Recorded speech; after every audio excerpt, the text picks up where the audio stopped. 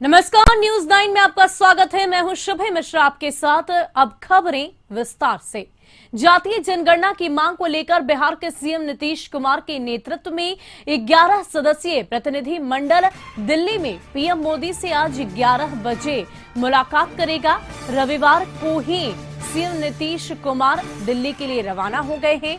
बता दें कि प्रतिनिधि मंडल में अलग अलग दल के नेतागण शामिल होंगे।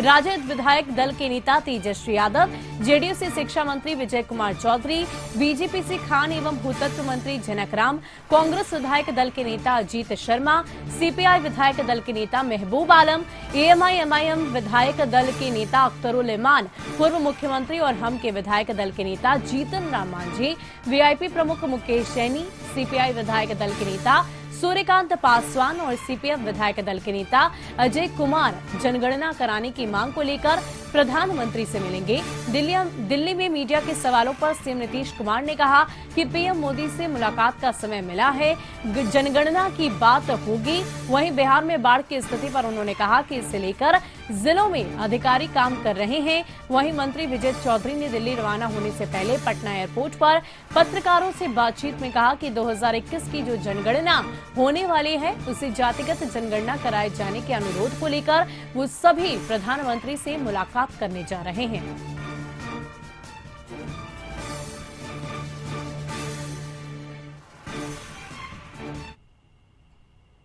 जनगणना तो इसी के लिए हम लोगों की मांग है और उसी के लिए अन्य पार्टी के लोग, सब लोगों की इच्छा वही थी, तो वही मिलाकर के सब लोग एक साथ जो उन्होंने समय दिया है, यही बात और कोई दूसरी बात नहीं। अभी प्रधानमंत्री साहब की इसको लेकर प्रतिक्रिया कोई प्रतिक्रिया आई है आपके सुझाव? नहीं, अभी तो कहाँ कोई, तो उन्होंने समय दिया है। हम लोगों ने समय मांगा तो उन्होंने समय दे दिया है, तो कल का ही समय है, तो कल बातचीत होगी और बाकी दल के लोग भी आ गए हैं और आ रहे हैं, तो कल एक साथ जाएंगे सब लोग। 11 बजे का समय है कल। बिहार की बाढ़ पे बता दीजिए क्या चल रहा है? अभी तो बताया ही, बिहार में जो बाढ़ की स्थिति है उसके लिए सारा सब कुछ किया जा रहा है, पूरी तैयारी है और हर प्रकार से हर जगह ध्यान दिया जा रहा है। जा रहे हैं आदरणीय प्रधानमंत्री जी से अनुरोध करेंगे और इसके लिए जो तैयारी है, कागजात है, वो पहले ही किया जाए। उम्मीद है, आशा है, लोग आसानी से हैं, इसीलिए तो जा रहे हैं। जातीय जनगणना को लेकर मुख्यमंत्री की अध्यक्षता में सत्ता और विपक्ष के 11 सदस्यीय प्रतिनिधि मंडल प्रधानमंत्री से मुलाकात करेंगे। इस प्रतिनिधि मंडल में पूर्व मुख्यमंत्री जीतन राम मांझी भी शामिल होंगे। जीतन राम मांझी ने कशिश न्यूज से बातचीत में कहा कि जातीय जनगणना किसी भी हालत में होनी ही चाहिए। उन्होंने कहा कि हम प्रधानमंत्री से आग्रह करेंगे कि आप जातीय जनगणना कराएं। उन्होंने निजी क्षेत्र में आरक्षण की फिर से वकालत की और कहा कि निजी क्षेत्रों में भी आरक्षण होना ही चाहिए।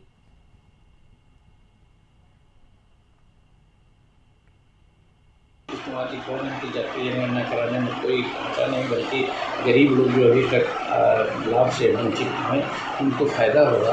तो निश्चित रूप में प्रधानमंत्री कह सकते हैं कि जाइए आप लोग जनगणना करा लीजिए।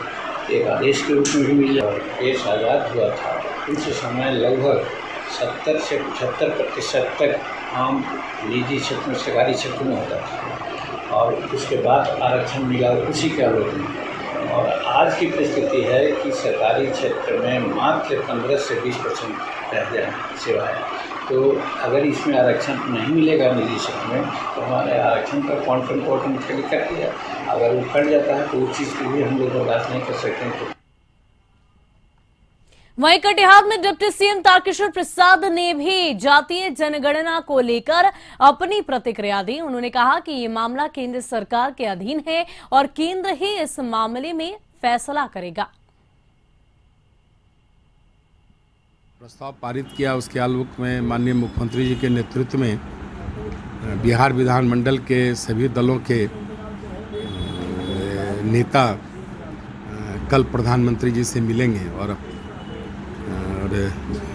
जनगणना से जुड़े हुए विषय पर बात करेंगे। यह केंद्र सरकार से जुड़ा हुआ विषय है, इसलिए भारत के यशस्वी प्रधानमंत्री जी ने जब समय दिया है तो माननीय प्रधानमंत्री जी और माननीय हमारे बिहार के मुख्यमंत्री जी दोनों इस विषय पर बात करेंगे।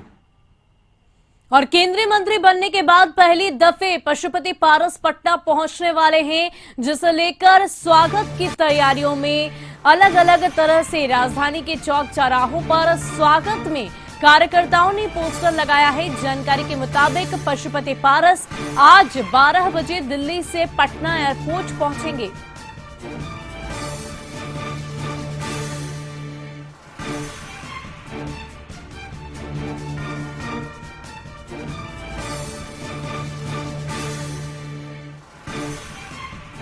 तो बता दें कि केंद्रीय मंत्री बनने के बाद पहली दफे पशुपति पारस पटना पहुंचने वाले हैं। इससे पहले चिराग और पशुपति पारस चाचा भतीजे के बीच जो लड़ाई चल रही थी, उसको लेकर अलग अलग तरीके से राजनीतिक गलियारों में चर्चाएं चरम पर हो रही थी।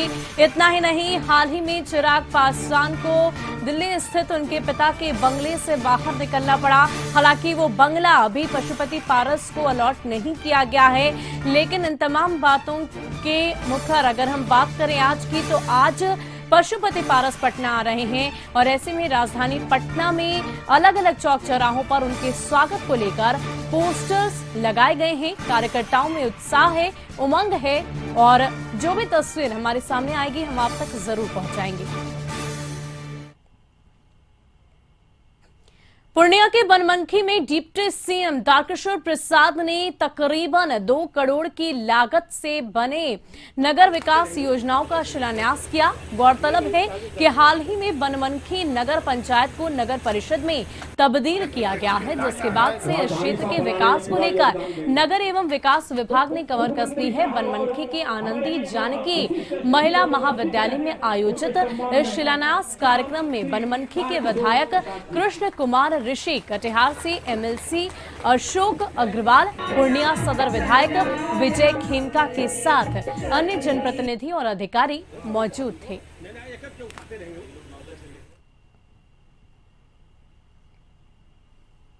बरसों वर्ष से बनमनखी व्यवसाय के क्षेत्र में अग्रणी रहा है और नगरीय सुविधा देना हम सबों का, हमारे विभाग का भी दायित्व है, हमारा सरकार का दायित्व है।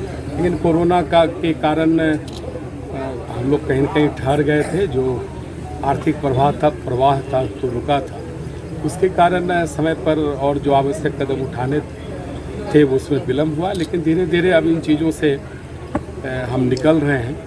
तो आने वाले दिनों में बनमनखी के नगर परिषद क्षेत्र के विकास के लिए जो भी योजनाएं नगर परिषद की जो बोर्ड है वो पारित करके भेजेगी, तो हम निश्चित तौर पर उसको हम लागू करेंगे। और लखीसराय में बाढ़ से बिगड़ते हालात का जायजा लेने आज बिहार विधानसभा अध्यक्ष और स्थानीय विधायक विजय कुमार सिन्हा ने एनडीआरएफ की टीम के साथ टाल इलाकों के अलग अलग इलाकों का दौरा किया और बाढ़ से हुए नुकसान का जायजा लिया। विजय कुमार सिन्हा ने सदर प्रखंड और बढ़ैया प्रखंड के दर्जनों गांव का दौरा किया और जिला प्रशासन के द्वारा चलाए जा रहे राहत कैंप की भी जानकारी ली। इस दौरान बिहार विधानसभा अध्यक्ष विजय कुमार सिन्हा से हमारे संवाददाता संजीव कुमार ने खास बातचीत की। हमारे साथ है बिहार विधानसभा अध्यक्ष लखीसराय के विधायक विजय कुमार सिन्हा जी। अभी यह लखीसराय के टाल इलाकों में जो बाढ़ प्रभावित गांव है वहां का दौरा कर रहे हैं, जायजा ले रहे हैं। आइए सीधे इनसे बात करते हैं। सर, बाढ़ प्रभावित इलाकों का दौरा कर रहे हैं, क्या कुछ आपने देखा? देखिए, इस बार थोड़ा भयावह था, जबकि 3-4 फीट पानी घटने के बाद भी अभी गांव की स्थिति आवागमन अवरुद्ध है। लोग गांव में कैद हैं और लोग परेशान हैं। अब तो पानी निकलने के साथ बीमारी का भी डर है और एक तरह से राहत की सामग्री भी पहुंच रही है, लेकिन आपदा में ये वातावरण कहीं न कहीं बहुत वो कम पड़ रहा है। गवर्नमेंट जिस तरह से व्यवस्था बनाई है, लेकिन जब पूरा का पूरा गांव प्रभावित हो जाता है, उसी स्थिति में हम लोगों को और विशेष तैयारी करनी चाहिए। उसके अनुकूल पहले से अनुमान तो रहता नहीं कि बाढ़ की स्थिति क्या रहेगी, लेकिन मैक्सिमम जितना फ्लड कैसे प्रभावित हुआ है, मैक्सिमम क्या रहा है, उसके अनुसार तैयारी होनी चाहिए ताकि लोग को राहत मिल सके। ऐसे तो एनडीआरएफ के 2-2 टीम लखीसराय जिला में हम लोगों ने बात करके मंगवाया है और ये राहत सामग्री पहुंचा भी रहे हैं। सिविल सर्जन के साथ एनडीआरएफ की टीम इलाज के लिए भी जहां ज़रूरत पड़ रही है जा रहे हैं। सजगता है, लेकिन इसके अस्थायी समाधान के लिए ये बार बार हर वर्ष यहाँ के लोग इससे रूबरू होते हैं। इसकी नीति बननी चाहिए और इसकी तैयारी और बेहतर करने की ज़रूरत है। अभी क्या स्थिति है सर? बाढ़ का पानी घट रहा है टाल इलाके में? अभी तो 4 फीट के लगभग घटा है। कई लोग बताए, हम तो कई गांव में, आधा दर्जन से ज़्यादा गांव में उतर के ग्रामीणों के बीच भी बैठे, तो लोग बता रहे हैं कि घट रहा है, लेकिन आवागमन अभी अवरुद्ध रहेगा।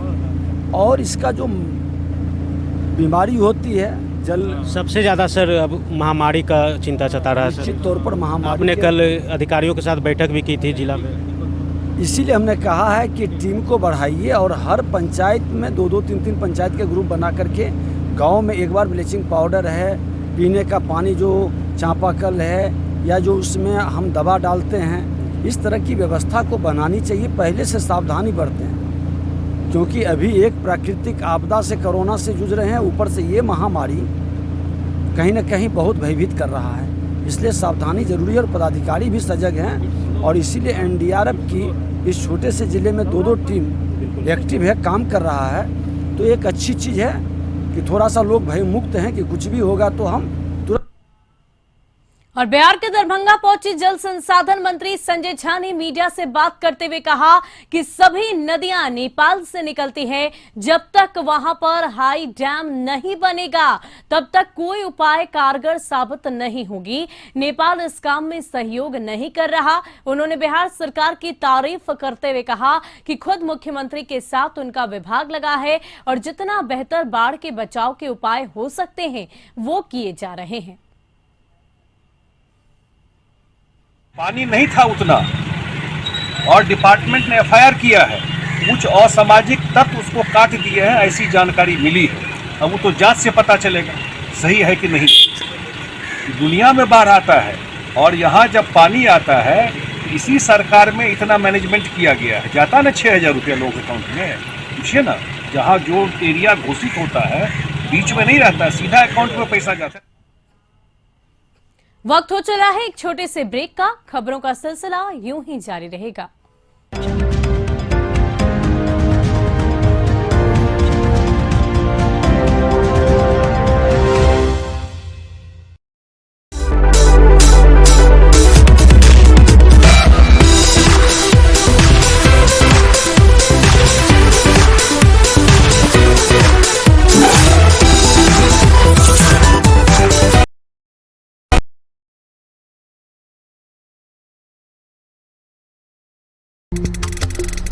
खबरें जहां सबसे पहले होती है अपलोड,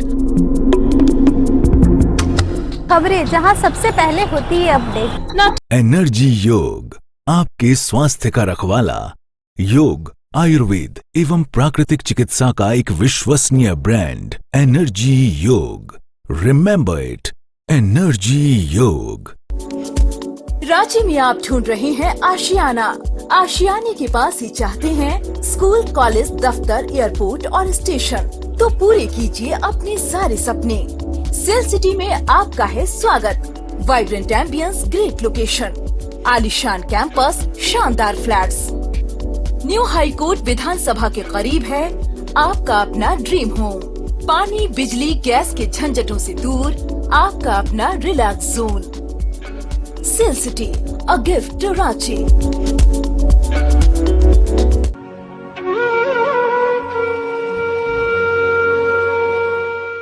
धर्म, आस्था,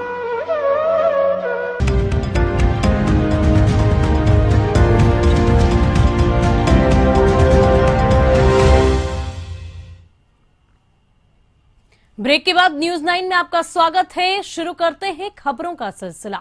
उत्तर प्रदेश के पूर्व सीएम कल्याण सिंह के निधन को लेकर पटना में डिप्टी सीएम रेणु देवी के आवास पर श्रद्धांजलि सभा का आयोजन किया गया, जिसमें पहुंचे दिग्गजों ने पूर्व सीएम को श्रद्धांजलि दी। बीजेपी के प्रदेश संजय जायसवाल ने कहा कि कल्याण सिंह जी का निधन भाजपा के लिए अपूरणीय क्षति है। वहीं बिहार के उप मुख्यमंत्री श्रीमती रेणु देवी ने कहा कि कल्याण सिंह का कार्यकाल शिक्षा में बदलाव, शासन में शुचिता के लिए याद किया जाएगा।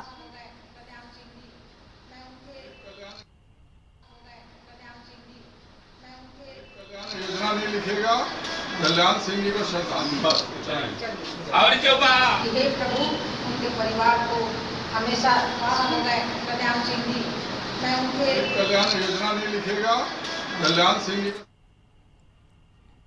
और खबर झारखंड के जमशेदपुर से, जहां 10,000 मजदूरों की रोजी रोटी पर आफत आ गई है। बंद होने के कगार पर जेएमटी कंपनी की 2 यूनिट है। कंपनी प्रबंधन ने चिपकाया नोटिस। टाटा मोटर से जुड़ी है जेएमटी कंपनी। जमशेदपुर में 10,000 मजदूरों की रोजी रोटी पर आफत। इसके अलावा बंद होने के कगार पर जेएमटी कंपनी की 2 यूनिट है। कंपनी प्रबंधन ने नोटिस भी चिपका दिया है।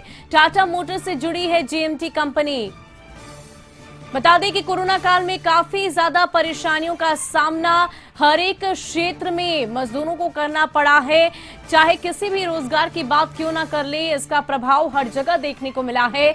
और ऐसे में अब ये आफत मजदूरों पर, जेएमटी कंपनी के मजदूरों पर, 10,000 मजदूर ऐसे हैं जिनकी रोजी रोटी पर आफत आ गई है।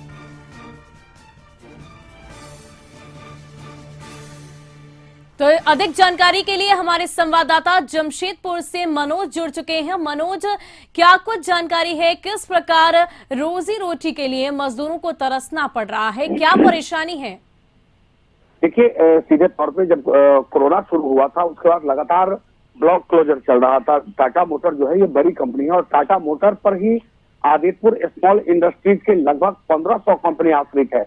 लेकिन इन कंपनियों में जो जेएमटी है वो बड़ी कंपनी है, इसके पास 6 यूनिट है। 6 यूनिट में 2 यूनिट जो है अब वो बंद होने के कगार पे है, क्योंकि लगातार जो कंपनी है वो सरवाइव नहीं कर पा रही है, जिसके कारण इन्होंने नोटिस लगा दिया है कि 31 तारीख तक ये कंपनी अभी ब्लॉक क्लोजर पे रहेगी और उसके बाद उस पर निर्णय लिया जाएगा। हालांकि दोनों कंपनी में लगभग 10,000 से ज्यादा मजदूर हैं और दोनों कंपनी जो है अगर बंद हो जाती है तो इस मजदूर के सामने एक रोजी रोटी का आफत आएगा। हालांकि लगभग एक संकेत है कि ब्लॉक क्लोजर जब होता है तो धीरे से वो कंपनी जो है कि पहले ब्लॉक क्लोजर करता है, उसके बाद तब धीरे धीरे अपना सामान समेटता है। तो कहीं न कहीं ये कंपनी अब बंद होने के कगार पे है, जिसके कारण मजदूरों के सामने बड़ी आफत आ जाएगी। हालांकि टाटा मोटर का ये सप्लायर है, टाटा मोटर ने दूसरी कंपनी को सप्लाई दे दिया है। हालांकि जो आदितपुर स्मॉल इंडस्ट्रीज की कंपनियां हैं वो दूसरी नई कंपनी बैठी है उनको दिया है। तो ऐसी स्थिति में कंपनी जो है अब 2 यूनिट बंद होने की स्थिति में आ गई है। जी, क्या मजदूरों की तरफ से कुछ मांग भी की जा रही है? क्या विरोध प्रदर्शन भी करने की तैयारी है? निश्चित तौर पे अभी कंपनी ने नोटिस लगाया है तो मजदूरों में खलबली तो है ही। जो यूनियन है वो यूनियन जो है कि कंपनी प्रबंधन से बात करना चाहता है, लेकिन जो कंपनी प्रबंधन के जो लोग हैं वो मजदूरों से भी बात करने को तैयार नहीं है। हमने भी यूनियन के लोगों से बात की तो उनका सीधे तौर पर कहना है कि प्रबंधन बात करने को तैयार नहीं है। ऐसी स्थिति में अब निश्चित तौर पे अब जो मजदूरों का अगला स्टेप जो होगा वो कंपनी गेट पर ये लोग ताला लगाएंगे, कंपनी गेट पर प्रदर्शन करेंगे अपनी बकाया वेतन, क्योंकि सबसे बड़ी बात लगभग 1 साल से इनका वेतन नहीं मिला है और जो ठेका कंपनी है वो करोड़ों रुपया इन पे बकाया है। तो ऐसी स्थिति में अब ठेका कंपनी से लेकर मजदूर ये सभी अब गेट पे जुटेंगे और उसके बाद तब अपनी अधिकार की बात करेंगे। जी, तो बहुत बहुत शुक्रिया हमारे साथ जुड़ने के लिए। तो जाहिर सी बात है मुश्किलें काफी ज्यादा बढ़ गई हैं, मजदूरों की रोजी रोटी पर आफत आ गई है। ऐसे में अब विरोध प्रदर्शन की तैयारी उनकी तरफ से की जा रही है। देवघर पहुंची सूबे के अल्पसंख्यक कल्याण व पर्यटन मंत्री हाफिज हुसैन अंसारी एक कार्यक्रम में गुस्सा गए, जिसके बाद उन्होंने मंच से ही माइक फेंक दिया। प्रखंड में आयोजित एक सरकारी कार्यक्रम में माइक खराब रहने से मंत्री आग बबूले हो गए और माइक फेंक दिया। मंत्री ने उपस्थित अधिकारियों से कहा कि सरकार यहां पहुंची है और यहां व्यवस्था के नाम पर एक माइक तक सही नहीं। अधिकारी और कर्मचारियों को धमकाते हुए मंत्री ने कहा कि उन्हें पहचान ले, उनका नाम हाफिज है। इस खराब व्यवस्था के कारण वह सबकी क्लास लेंगे। जितने भी कर्मचारी यहां पदस्थापित हैं उसकी सूची तक मंत्री ने अधिकारी से मांगी और कहा कि वो तत्काल ही डीसी से बात करेंगे। मंत्री के आग बबूला हो जाने की घटना से पूरे क्षेत्र में चर्चाओं का बाजार गर्म है। वहीं विरोधी कह रहे हैं कि मंत्री के सिर पर सत्ता का भूत सवार हो गया है, इसलिए अब वो सत्ता के नशे में चूर है। आंदोलन के गुरुजी के साथी जो भी स्टाफ में अपना चाल सुधार दीजिए, एकदम कान खोल के आप लोग सुन लीजिए। एगो माइक नहीं आप लोग ठीक से रख सकते हैं, क्या कीजिएगा आप लोग? मजाक बना लिए हैं? सरकार आपके यहाँ आया है और आप लोग मजाक बनाए हैं। सबका लिस्ट दीजिए तो मुझे सब कौन किसका कितना दिन हुआ, कौन नहीं आया, सब लिस्ट दीजिए। हम डीसी साझे बात आंदोलन के गुरुजी के साथी जो भी स्टाफ में अपना चाल सुधार दीजिए, एकदम कान खोल के आप लोग सुन लीजिए। एगो माइक नहीं आप लोग ठीक से रख सकते हैं, क्या कीजिएगा आप लोग? और रांची में नगड़ी थाना क्षेत्र में जमीन व्यवसायी को टारगेट करने की नियत से पहुंचे कार सवार 2 लोगों को पुलिस ने हथियार के साथ गिरफ्तार किया।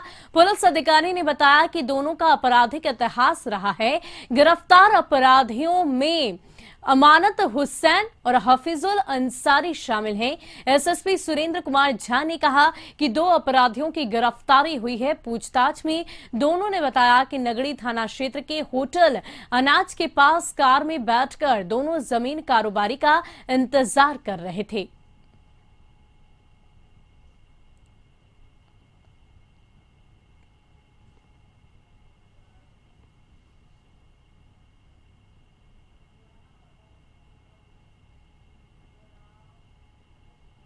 बोकारो थर्मल रेलवे गेट के समीप चिमटी कॉलोनी निवासी महिला के साथ 3 युवकों पर छेड़खानी का आरोप लगा है। आरोप है कि छेड़छाड़ का विरोध करने पर तीनों युवकों ने महिला की पिटाई कर दी, जिसमें सिर फट गया। बाद में हंगामे के बाद तीनों मौके से फरार हो गए। घायल महिला का इलाज डीवीसी के बोकारो थर्मल अस्पताल में करवाया जा रहा है। पीड़िता ने महिला थाने में आवेदन देकर कार्रवाई की मांग की है। यहाँ क्वार्टर में थे, दरवाज़ा बंद था तो लोग आए, मेरे हस्बैंड पे काम करने के लिए गए तो आए तो दरवाज़ा खोल दिए, तो ठिकाने दरवाज़ा खोले। उसके बाद बोले मेरे सास तो उसका दिमाग काम नहीं करता है ना, तो वो सोई रहती है, तो मेरे साथ छेड़छाड़ करने की कोशिश की। तो हम अपनी इज्जत बचाने के लिए इधर उधर जाने लगे, तो वहीं पर चाकू था तो उससे हम प्रहार किया। खाने का था कौन कौन थे? मेरा गोतनी का भाई है, तीन में भाई है।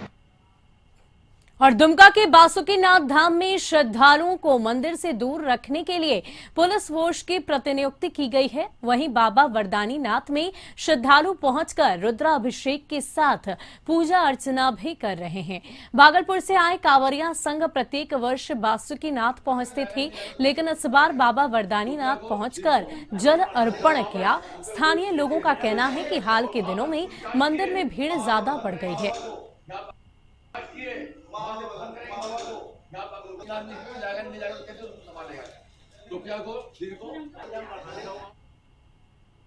इसीलिए निकलता है बाबा का पूजा श्रृंगार पूजा कराने के लिए हम लोग यहाँ सभी भागलपुर से आए हैं। और बाबा का श्रृंगार पूजा करने के बाद जो है प्रसाद का वितरण होगा, भंडारा होगा। इस उपलक्ष्य पर हम लोगों ने खीर पूरी बुंदिया इसका भंडारा करने का आयोजन किया है और बाबा का श्रृंगार कर रहे हैं। बाबा वरदानी नाथ और बाबा बासुकीनाथ की अनुपम कृपा इसी प्रकार बनी रहे। और खबर बिहार के खगड़िया जिले से, जहां 21 अगस्त से लापता युवक का शव मिला है। पानी में शव देख स्थानीय लोगों ने पुलिस को सूचना दी। हत्या या आत्महत्या, अब तक ये बात स्पष्ट नहीं हो पाई है। गंगौर सहायक थाना के लाभगांव की ये घटना है।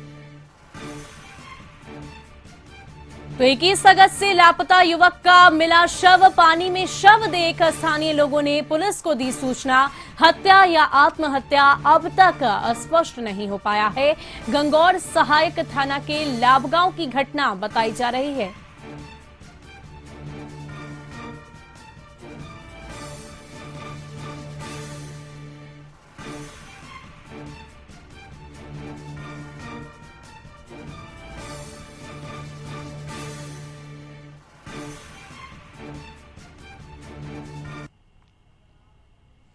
अररिया में फारबिसगंज रानीगंज मुख्य मार्ग पर सैफगंज चौक के पास एक ट्रक ने पहले ऑटो में टक्कर मारी और फिर दुकान में जा घुसा।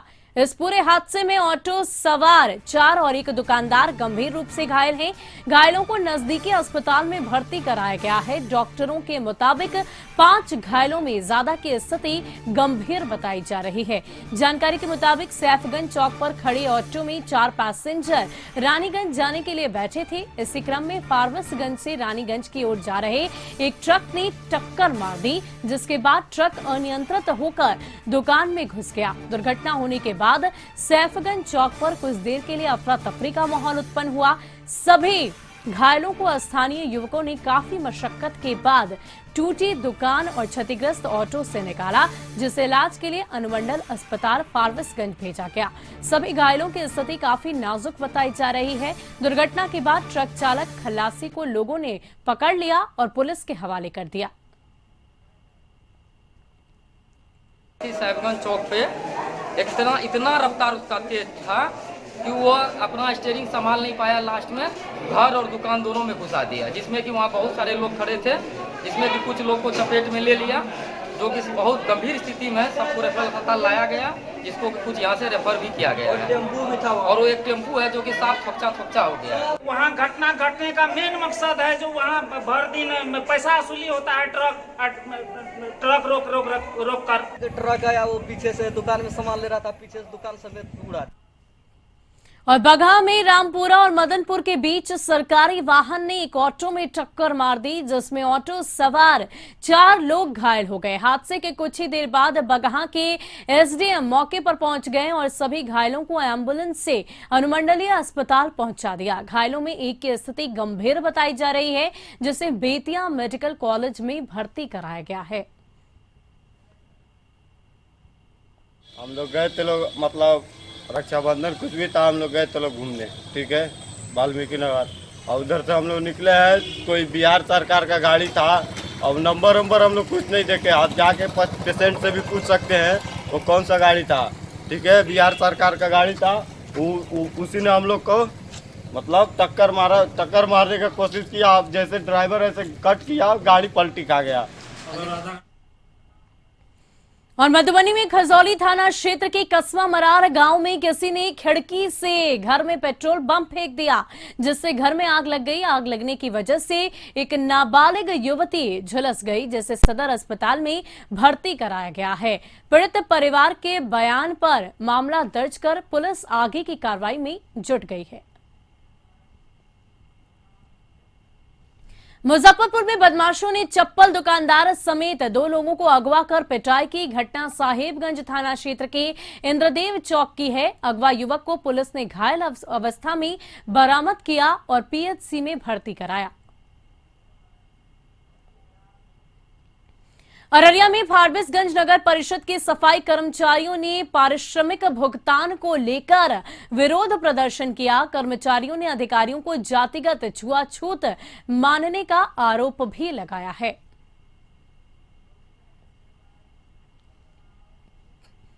तो फिलहाल के लिए न्यूज़ 9 में इतना ही। ज्यादा अपडेट के लिए आप बने रहे कशिश न्यूज के साथ। नमस्कार।